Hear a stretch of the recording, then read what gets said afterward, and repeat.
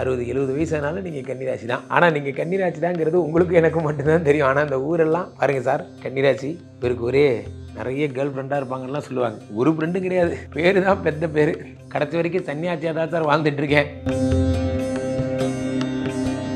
இந்த கன்னிராசிக்காரர்களுக்கு ராசிநாதன் புதன் வக்கரம் பெற்று 10க்கு போகிறாருங்க. அடடா அடடா அடடா, இதை விட ஒரு சூப்பரான டைம் எதுவுமே கிடையாது. ராசிநாதன் வக்கரம் பெற்று 10ஆம் வீட்டிற்கு போகும்போது திடீர் எழுச்சியால் உங்களுக்கு உடல்நிலை ஜாக்கிரதையாக இருக்கலாம், ஆனால் பெருசாக ஒன்றும் ஆகிடாது. ஜனாதிபதி ஆட்சிங்கிறதுனால பணம் விளையாடும். இதான் சொன்ன பாருங்க, தொழிலில் பிச்சுக்கிட்டு பறப்பீங்க. கன்னிராசிக்காரர்கள் என்ன தொழில் பண்ணாலும் சரி, அந்த தொழில் உங்களுக்கு வெற்றிகரமாக அமையும். பயங்கர வெற்றி மேல் வெற்றி அமையும். அதில் எந்த மாற்று கருத்தும் கிடையாது.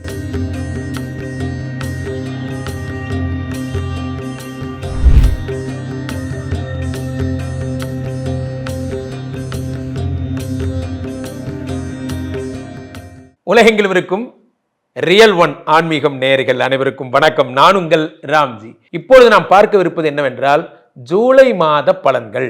ஜூலை மாத பலன்கள் எல்லாரும் சித்திரை, வைகாசி, ஆணி, ஆடின்னு ஒரு பேட்டர்னில் போகிறாங்க. எனக்கு உங்களுக்கு புரிஞ்சுக்கிறதுக்கு ஈஸியாக இருக்குமேங்கிறதுனால நான் இந்த பேட்டர்னில் தான் எப்பயுமே போவேன். ஜூலை 1 கடைசி வரை, மாத இறுதி வரை நாம் எந்தெந்த கிரகங்கள் பயிற்சி ஆகிறது என்பதை பார்க்கிறோம். அதில் முக்கியமாக 3-4 கிரகங்கள் பயிற்சி ஆகிறது. எந்தெந்த ராசிக்காரர்களுக்கெல்லாம் குபேர சம்பத்துகள் சேரப்போகிறது, யார் யாருக்கெல்லாம் குழந்தை பிறக்க போகிறது, யார் யாரெல்லாம் வெளிநாடு போக போகிறீங்க, யார் யாரெல்லாம் வாழ்க்கையினுடைய அடுத்த படிநிலைக்கு செல்ல போகிறது என்பதை விரிவாக பார்த்தரலாம். ஒவ்வொரு ராசிக்கும் எப்படிங்கிறத அவருக்குரிய பரிகாரங்களோடு நான் சொல்லுகிறேன். நண்பர்களே, இந்த ஜூலை மாத பலன்கள் மட்டும் ரொம்ப சிறப்பு வாய்ந்த பலனாக கருதப்படுகிறது. காரணம் என்னவென்றால் ஜூலை மாதம் 4 கிரகங்கள் பயிற்சி அடைகிறாங்கப்பா. என்ன அப்படின்னு பார்த்தீங்கன்னா, முதலாவதாக சுக்கிரன் ரிஷபத்தில் ஆட்சி அடைகிறார். ரிஷபத்தில் சுக்கிரன் ஆட்சி அடையும் போது சுக்கிரமூர்த்தி சுபமிக ஈவாய், வக்கரமின்றி வரமிக தருள்வாய், வெள்ளி சுக்கிர வித்தக வேந்தியை அள்ளி கொடுப்பாய் அடியார் கருளை. இந்த சுக்கிர பகவான் ரிஷபத்தில் இருக்கும் பொழுது எண்ணற்ற பலன்களை வாரி வழங்கக்கூடிய உலகத்துக்கே. தேவகுரு பிரகஸ்பதி புதனுடைய வீட்டில் இருக்கிறார். ஏற்கனவே ஹீ இஸ் பர்ஃபெக்ட்லி சாட்டிஸ்ஃபைடு, நல்லா இருக்கார். இப்போ சுக்கராச்சாரியார் வேற ரிஷபத்தில் இருக்கும் பொழுது இவரும் இன்னும் ஹாப்பியாக இருக்கார். இவர் பயிற்சி அடைகிறார். அடுத்ததாக தேவகுரு பிரகஸ்பதியோட சூரிய பகவான் சேர்ந்திருந்தார். காலபுருஷ தத்துவத்தின்படி 5க்கு அதிபதியாக, பாக்யாதிபதியாக, யோகாதிபதியாக அமையப்பட்டிருந்த சூரிய பகவான் யாரோட, புதனோட சேர்ந்து ஹாப்பியாக இருந்தார். குருவோட, புதனுடைய வீட்டில். இப்போ இந்த சூரியன் என்ன பண்ணுறாருன்னா நகர்ந்து கடகத்துக்கு வர்றார். கடக சூரியன் எந்தெந்த மாதங்களெல்லாம் பிரவேசிக்கிறாரோ அதெல்லாம் தான் அந்தந்த மாதங்களின் சிறப்பு. சூரியன் ஆடி மாதம் சந்திரனுடைய வீட்டில் பிரவேசிக்கிறது தான், கடகத்தில் பிரவேசிக்கிறது தான். சந்திரனா யாருங்க? மாத்ருகாரகன் பேர். இந்த மாத்ருகாரகன் வீட்டுக்கு பித்ருகாரகன் சூரியன் பிரவேசிப்பதை நாம் என்ன சொல்கிறோம்? ஆடி மாதம் அப்படின்னு சொல்கிறோம். அதாம் அம்பாளுக்கெல்லாம் ரொம்ப சிறப்பு. பெண்மையை போற்றுவோம் தான் கான்செப்ட். அடுத்ததாக கடகத்தில் இருந்த புதன் வக்ரகதி அடைந்து மிதுனத்திற்கு சென்று ஆட்சி அடைகிறார். வக்ரகதி அடைந்து விட்டார். கடகத்திற்கு சென்ற புதன் அவர் வக்ரமடைந்து மிதுனத்தில் ஆட்சி பெறுகிறார். அடுத்ததாக சிம்மத்தில் இருந்த செவ்வாயும் கேதுவும் சிம்மத்தில் இருந்தார்கள். ஜூன் 8ஆம் தேதியே வந்தாச்சு. செவ்வாய் சிம்மத்திற்கு ஜூன் 8ஆம் தேதி வந்தாச்சு. 8ஆம் தேதி வந்த செவ்வாய் இந்த மாதம் 18, 19, 20 தேதிக்கு அப்புறம் 40 நாளுங்க. அதுக்கப்புறம் என்ன பண்ணுறார்? நகர்ந்து அப்படியே செவ்வாய் பகவான் கீழே வந்துடுறார். கன்னிக்கு வந்துடுறார். ஸோ கேதுவை விட்டு பிரிஞ்சிட்டார். செவ்வாய் கேதுவோடு இருக்கும்போது தான் பிரச்சனைகளை கொடுத்தார். காலபுருஷ தத்துவத்தின் முதல் பிரதானமான வீடு செவ்வாய். உடல் வலிமை, ஆக்கப்பூர்வமான செயல்கள், ஸ்போர்ட்ஸு, இதுக்கெல்லாம் இருந்தவர் அவர். கேதுவோடு மாட்டின்ட்டு கஷ்டப்பட்டுட்டு இருந்தார். இப்போ அதுலேருந்து விடுதலையாகி கன்னிக்கு வந்துட்டார். இனி கன்னியில் எந்த பிரச்சனையும் வராது கேதுவுக்கு. யாருக்கு? செவ்வாவுக்கு. ஸோ இந்த 4 கிரகங்களும் சேர்ந்த பயிற்சிகள் தான் இந்த மாதத்தின் சிறப்பு என்றே சொல்லலாம். முதல் சிறப்பு காலபுருஷ தத்துவத்தின் படி 2 தனாதிபதி சுக்கிரன் ஆட்சி அடைந்தது. 2வது சிறப்பு சூரியன் சந்திரனுடைய வீட்டிற்கு வந்தது. 3வது சிறப்பு காலபுருஷ தத்துவத்திற்கு 3, 6 புதன், உலகத்திற்கே வியாதிகளை கஷ்டத்தை தரக்கூடிய புதன் வக்ரமடைந்து ஆரோக்கியத்திற்கான வழிகோலை தரும் ஒரு வீடு.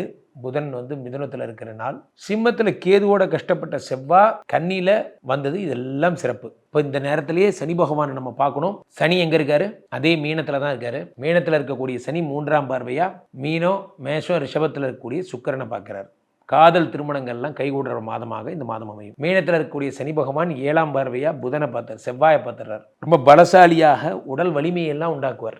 10ஆம் பார்வையாக 9ஆம் இடத்தை பார்க்குறாரு. குரு தன்னுடைய சொந்த வீட்டை பார்க்குறாரு. ஆக இந்த ஜூலை மாதம் மிகப்பெரிய அற்புதங்கள்லாம் செய்ய போகுது.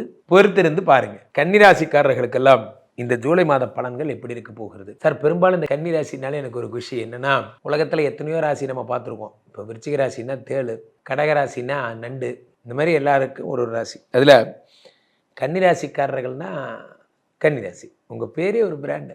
60-70 வயசுனாலும் நீங்கள் கன்னிராசி தான். ஆனால் நீங்கள் கன்னிராசி தாங்கிறது உங்களுக்கு எனக்கு மட்டும்தான் தெரியும். ஆனால் அந்த ஊரெல்லாம் பாருங்கள் சார், கன்னிராசி இவருக்கு ஒரே நிறைய கேர்ள் ஃப்ரெண்டாக இருப்பாங்கலாம் சொல்லுவாங்க. ஒரு ஃப்ரெண்டும் கிடையாது, பேர் தான் பெத்த பேர். கடைசி வரைக்கும் சன்னியாச்சியாக தான் சார் வாழ்ந்துட்டுருக்கேன். அதான் எனக்கு தெரியுமே. 7ஆம் வீட்டிலே சனி பகவான் இருக்கிறார். சனி கொடுத்தால் எவர் தடுப்பார்? சனி கொடுத்தா தடுக்க ஆளே கிடையாது. கல்யாணம் ஆக போது 10ஆம் இடத்துல குருவோடு சேர்ந்து 12 கூடிய சூரியனும் இருந்து உயிரை வாங்கிட்டு இருந்தான். அரசு சம்மந்தப்பட்ட விஷயங்கள் ஈடுபடுறது, கவர்மெண்ட் ஆஃபீஸில் வேலை பார்க்குறவங்கலாம் கன்னிராசிக்காரங்க ரொம்ப கஷ்டப்படுவீங்க. ப்ரைவேட் செக்டாரில் இருக்கிற கன்னிராசிக்காரங்களாம் எப்படா வேலை போவோம், வேலை விட்டு ஓடலாம், உங்கள் திங்கிங் ஃபுல்லாகவே வேலை விட்டு போகலான்னே இருக்கும். இதெல்லாம் தான் உங்களுடைய திங்கிங்காக இருக்கும். இந்த கன்னிராசிக்காரர்களுக்கு ராசிநாதன் புதன் வக்கரம் பெற்று 10க்கு போகிறாருங்க. அடடா அடடா அடடா, இதை விட ஒரு சூப்பரான டைம் எதுவுமே கிடையாது. ராசிநாதன் வக்கரம் பெற்று 10ஆம் வீட்டுக்கு போகும்போது திடீர் எழுச்சியால் உங்களுக்கு வேலை கிடைக்கும். திடீர் எழுச்சி, அப்படியே கொட்டுவீங்க பலன்களை.